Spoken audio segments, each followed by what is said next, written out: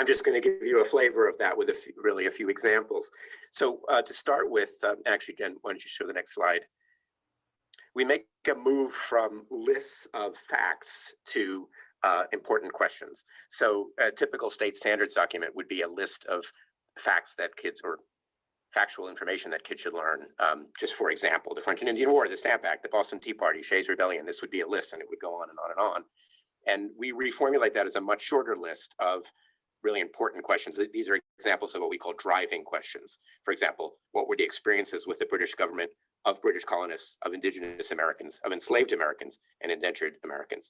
A much deeper, richer, broader question. And those are accompanied by even more specific questions in the roadmap, which are samples, examples. Go to the next slide, Jen. This is from a different theme. So the roadmap is organized around themes. Theme 3 is the idea of the people as a political concept. So this would be a core theme that runs through the roadmap, that the people are not just a group of individuals who live in the same place, but also a group of people who share political ideals and institutions. And the slide illustrates that for each of these themes, we pose thematic questions that come from history and from civics, and the two are integrated and complementary, and they both need to be addressed. So a history question would be, who are we, the people of the United States, and how has that nation's population changed over time? But a civic thematic question would be, why does constitutional democracy depend on the idea of the people? And next slide.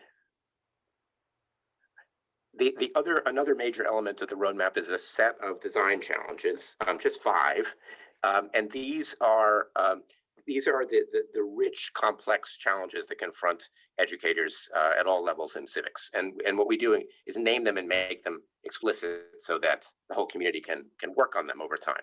So an example of a design challenge is, how can we support instructors in helping students to move between concrete narrative and chronological learning, which is very typical in history, stories about what happens and why, and how can we move between that and thematic and abstract or conceptual learning, which is much more typical in civics and political science or political theory. And so that's one of 5 design challenges that we sort of name for the field so that the field can work on them.